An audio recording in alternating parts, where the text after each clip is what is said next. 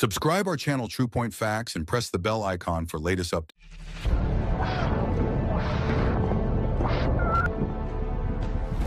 US coast guards की तरफ से रिलीज होने वाली इस वीडियो में एक नार्को सबमरीन को इंटरसेप्ट करते दिखाया गया है।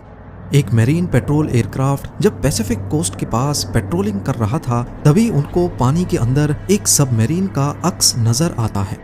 वो फौरन यूएस कोस्ट गार्ड्स को रिपोर्ट करते हैं और चंद मिनटों में ही 2 बोट्स और एक हेलीकॉप्टर वहां पहुंच जाते हैं। वीडियो में देखा जा सकता है कि कोस्ट गार्ड्स का क्रू सबमरीन के बिल्कुल करीब आ चुका था, लेकिन शायद अंदर मौजूद स्मगलर्स को इसका इल्म नहीं था। आखिर ऑफिसर्स ने जबरदस्ती सबमरीन का लैच खोला और अंदर मौजूद स्मगलर्स को अरेस्ट कर लिया। इस नार्को सबमरीन में 3000 केजी कोकेन मौजूद थी, जो साउथ अमेरिका से यूएसए तक खामोशी से लाई जा रही थी। ये उन 200 नार्को सबमरीन्स में से एक थी जिनको अथॉरिटीज ने 2006 से 2025 तक कैप्चर किया है, पर ये तो सिर्फ वो थी जो पकड़ी गई। यूएसए में हर साल हजारों सबमरीन्स इल्लीगल ड्रग्स पहुंचाती हैं और किसी को कानो कान खबर नहीं पड़ती। नार्को सबमरीन कैसे काम करती हैं, इन्हें पकड़ना मुश्किल क्यों होता है और आखिर इन्हें बनाया कहाँ जाता है। नाजरीन, ड्रग स्मगलिंग एक ऐसा अमल है जिसकी रोकथाम के लिए हर कंट्री हर दौर में अलग अलग इदारे बनाती आई है और नए नए तरीकों से ड्रग स्मगलर्स को पकड़ने की कोशिश की जाती है। लेकिन इतनी कोशिशों के बाद हम देखते हैं कि यूएसए और यूरोप के कई मुल्कों में अभी तक इसे 100% रोका नहीं जा सका। इसकी सबसे बड़ी वजह यह है कि बड़े बड़े ड्रग कार्टेल्स अपने आप को एंटी ड्रग फोर्सेस से हमेशा 2 कदम आगे रखने की कोशिश करते हैं। शुरुआत से ही South America illegal drug mafia का गढ़ रहा है और इसकी वजह है यहाँ का यूनिक क्लाइमेट, जो कोका प्लांट की पैदावार के लिए सबसे परफेक्ट है। फिल वक्त दुनिया में सबसे ज्यादा कोकेन की पैदावार कोलंबिया में होती है। यूएसए में पकड़ी गई 90% कोकेन का ताल्लुक कोलंबिया से बताया जाता है। इसके बाद आता है पेरू और फिर बोलीविया। ये तीनों साउथ अमेरिकन कंट्रीज हैं और इन्हीं को ही कोकेन इंडस्ट्री का गोल्डन ट्रायंगल या एंडियन ट्रायंगल समझा जाता है। पूरी दुनिया में जितनी भी कोकेन है उसका 99.5% हिस्सा इन 3 मुल्कों में ही प्रोड्यूस होता है। अब साउथ अमेरिका से इन ड्रग्स को सेंट्रल अमेरिका और यूरोप तक लेके जाने के लिए अलग अलग तरीके इस्तेमाल होते रहे हैं। 1960s में जब सख्ती कम होती थी तो लोग अपने लगेज में ही डालकर नॉर्मल पैसेंजर प्लेन्स में इसे सेंट्रल अमेरिका और यूरोप तक लेके जाते थे। फिर सख्ती बढ़ने लगी तो बहरी जहाज़ों का इस्तेमाल शुरू हो गया, पर क्योंकि स्मगलिंग में प्रॉफिट मार्जिन्स बहुत ज्यादा होते हैं, खासकर अगर प्रोडक्ट इल्लीगल हो, तभी ड्रग माफिया ने 1980s के दौरान छोटे सेस्ना जहाज़ों का इस्तेमाल भी किया। इन जहाज़ों को कोलंबिया से उड़ाकर कैरेबियन के छोटे आइलैंड्स जैसा कि नॉर्मैंस या फिर सेंट्रल अमेरिका के जंगलात में बनी सीक्रेट एयर स्ट्रिप्स पर उतारा जाता था। ये वो दौर था जब पाब्लो एस्कोबार का मेडेलिन कार्टेल दुनिया की 80% कोकेन मार्केट को कंट्रोल करता था। कार्लोस लेदर जैसे शातिर पार्टनर्स ने नॉर्मैंस के जैसे आइलैंड्स को स्मगलिंग हब बना दिया था, जहां ये छोटे जहाज लैंड करते थे। पर आहिस्ता आहिस्ता रेडार सिस्टम्स के बेहतर हो जाने की वजह से लॉ इन्फोर्समेंट अथॉरिटीज ने इन छोटे जहाज़ों को भी पकड़ना शुरू कर दिया। फिर कार्टेल्स ने इस्तेमाल शुरू किया स्पीड बोट्स का। ये आम स्पीड बोट्स नहीं बल्कि स्पेशली मॉडिफाइड इंजन के साथ बनाई जाती थी। ड्रग्स से भरी इन बोट्स को भगाकर कैरेबियन आइलैंड्स तक पहुंचाया जाता था। जब तक कोस्ट गार्ड्स की नजर उन पर पड़ती, ये बोट्स अपना काम करके वापस चली जाती थी।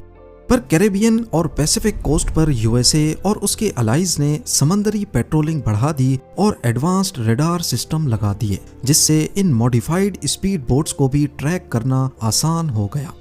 1990s तक बड़े बड़े ड्रग लॉर्ड्स का यूएसए तक हवाई और समंदरी रास्ता बंद हो चुका था और इसी दबाव ने इंजीनियरिंग इनोवेशन को जन्म दिया। उस वक्त उनको जरूरत पेश आई एक ऐसी टेक्नोलॉजी की जो रेडार्स को भी धोखा दे सके, मैरीन पेट्रोल्स की नजर से भी ओझल हो सके और सबसे बढ़कर उसमें ज्यादा से ज्यादा ड्रग्स भी ट्रांसपोर्ट की जा सके। कार्टेल्स ने इंजीनियरिंग का इस्तेमाल करते हुए अब सबमरीन्स बनाने का फैसला किया। ऐसी सबमरीन्स जो बनी थी फाइबर ग्लास की, जिसकी वजह से रेडार उनके सिग्नेचर को फिल्टर कर देता है। जहां बोट्स में लिमिटेड कैपेसिटी होती थी, वहीं इन सबमरीन्स में 5 से 10 टन तक ड्रग्स ट्रांसपोर्ट की जाती थी। ये सबमरीन, जिनको नार्को सबमरीन कहा जाता है, इतनी कामयाब हुई कि कई सालों तक एंटी नारकोटिक्स पुलिस को पता ही नहीं चला कि सेंट्रल अमेरिका में ड्रग्स किस रास्ते से लाई जा रही हैं। 1990 से शुरू होने वाले इस ट्रेंड का भांडा तब फूटा जब करीब 16 सालों के बाद 2006 में पहली नार्को सबमरीन पकड़ी गई। कोस्टा रिका के पैसिफिक कोस्ट से करीब 160 किलोमीटर दूर यूएस कोस्ट गार्ड्स का अमला हवाई पेट्रोलिंग पे निकला हुआ था, तभी उनको प्लास्टिक के 3 पाइप्स पानी से निकले हुए दिखाई दिए। ये 50 फुट लंबी लकड़ी और फाइबर ग्लास से बनी नार्को सबमरीन थी। यूएस कोस्ट गार्ड्स का कहना था कि उन्होंने इसके बारे में सुन तो रखा था, लेकिन देखा पहली मर्तबा है। पर ड्रग माफिया के इंजीनियर्स इन सबमरीन्स को बनाते कहां पर हैं, इनके अंदर क्या क्या फैसिलिटीज होती हैं, ये कितना डिस्टेंस ट्रैवल कर सकती हैं, और आखिर इतनी महंगी सबमरीन को स्मगलर्स खुद समंदर में क्यों डुबो देते हैं। आपको यहाँ बताते चलें कि 2006 से लेकर अभी तक टोटल 200 सबमरीन्स पकड़ी जा चुकी हैं, लेकिन अथॉरिटीज का मानना है कि इससे कई गुना ज्यादा अभी तक अनडिटेक्टेड रही है। नार्को सबमरीन्स की टोटल 4 किस्म मौजूद हैं। पहली है लो प्रोफाइल वेसल, जिसे LPV भी कहा जाता है। ये असल में पूरी तरह पानी के अंदर सबमर्ज्ड नहीं होती, बल्कि इसका ज्यादातर हिस्सा पानी के नीचे रहता है और छोटा सा टॉप पानी के ऊपर। ये लगभग 14 मीटर्स लंबी होती है और इसका रंग समंदर से मिलता जुलता होता है, जो इसे एंटी डिटेक्शन भी बनाता है। कैपेसिटी की बात की जाए तो इसमें 7.7 टन कोकेन ट्रांसपोर्ट की जा सकती है।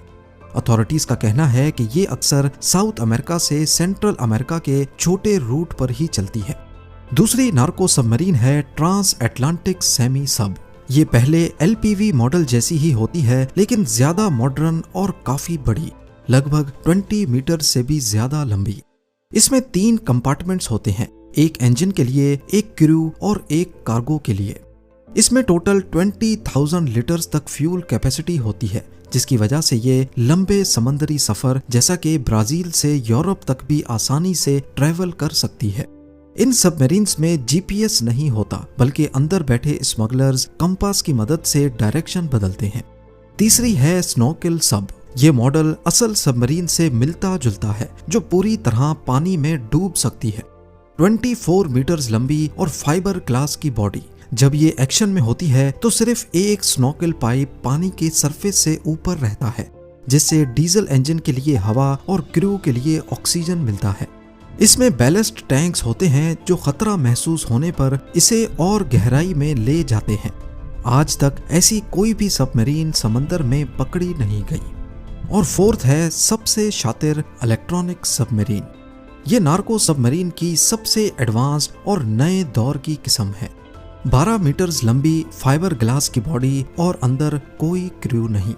इसमें डीजल इंजन भी नहीं होता, बल्कि बैटरीज का इस्तेमाल सिर्फ 2 इलेक्ट्रिक मोटर्स को पावर देता है। इलेक्ट्रिक होने की वजह से ये बेहद खामोश होती है और सोनार स्कैनर्स भी इसे डिटेक्ट नहीं कर सकते। इसकी रेंज सिर्फ 60 किलोमीटर होती है, इसीलिए इसे बड़ी शिप से रस्सी बांधकर टो किया जाता है। जब कोस्ट गार्ड्स आते हैं तो इस रस्सी को अनहुक कर दिया जाता है और ये पानी के अंदर जाकर छुप जाती है। अथॉरिटीज का कहना है कि अभी तक ये सबमरीन कभी भी एक्शन में पकड़ी नहीं गई। जंगल में सिर्फ इसके मॉडल्स मिले हैं, जिसकी वजह से इसके बारे में मालूम पड़ सका। इन सबमरीन्स में क्रू के लिए एक छोटा वॉशरूम, वहीं पर सोने की जगह और खाने पीने के लिए एनर्जी बार्स होती हैं। अब जानते हैं कि इतनी एडवांस्ड सबमरीन्स आखिर बनाई कहाँ जाती हैं। इन सबमरीन्स की कंस्ट्रक्शन ज्यादातर साउथ अमेरिका के घने जंगलात में छुपे हुए शिप यार्ड्स में होती है। ये इतने दूर दराज इलाके हैं कि यहाँ तक पहुँचना इम्पॉसिबल होता है, और घने जंगलात की वजह से इन शिप यार्ड्स को सैटेलाइट, ड्रोन्स या हेलीकॉप्टर की मदद से भी नहीं देखा जा सकता। एक अंदाजे के मुताबिक एक सबमरीन को बनाने में $2 मिलियन तक खर्चा आता है, लेकिन ये कॉस्ट 10 टन कोकेन जिसकी कीमत $400 मिलियन तक होती है, उसके सामने कोई मायने नहीं रखती। तभी इनको सिर्फ वन टाइम यूज के लिए ही बनाया जाता है। जैसे ही मिशन कंप्लीट हो गया, इसका वाल्व खोलकर इसे समंदर में डूबने के लिए छोड़ दिया जाता है, ताकि ना कभी ये सबमरीन कोस्ट गार्ड्स को मिले और ना ही इसको बनाने वालों तक पहुंचा जा सके। यहाँ तक कि अगर अंदर क्रू मौजूद हो और उनको पता चल जाए कि कोस्ट गार्ड्स करीब आ रहे हैं, तो वो फौरन इमरजेंसी वाल्व खोलकर इसे जानबूझकर डुबो देते थे और खुद बाहर निकल जाते थे ताकि पीछे कोई सबूत ना बचे। 2008 से पहले यूएसए में ये लॉ था कि अगर नार्को सबमरीन डूब रही हो तो कोस्ट गार्ड्स उसके क्रू को सिर्फ डूबने वाला समझकर उन्हें रेस्क्यू करेंगे। और क्योंकि सबमरीन तो हजारों मीटर नीचे ओशन फ्लोर पर जाकर खो गई और सारे सबूत मिट गए, इसीलिए उन पर केस चलाना मुश्किल होता था।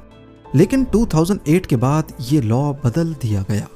फिर भी स्मगलर्स ऐसी हालत में सबमरीन को डुबो देते हैं क्योंकि उन्हें मालूम होता है कि सबूत ना मिलने की वजह से कोर्ट में आर्ग्यूमेंट करना आसान हो जाएगा और हो सकता है सजा कम हो जाए। यही वजह है कि ज्यादातर नार्को सबमरीन्स के मुकद्दर में ही डूबना लिखा है, चाहे वो कामयाब डिलीवरी करें या फिर पकड़ी जाएं। बहुत ही कम केसेस में ऐसा हुआ है कि कोस्ट गार्ड्स ने किसी नार्को सबमरीन को एक्शन में पकड़ लिया हो।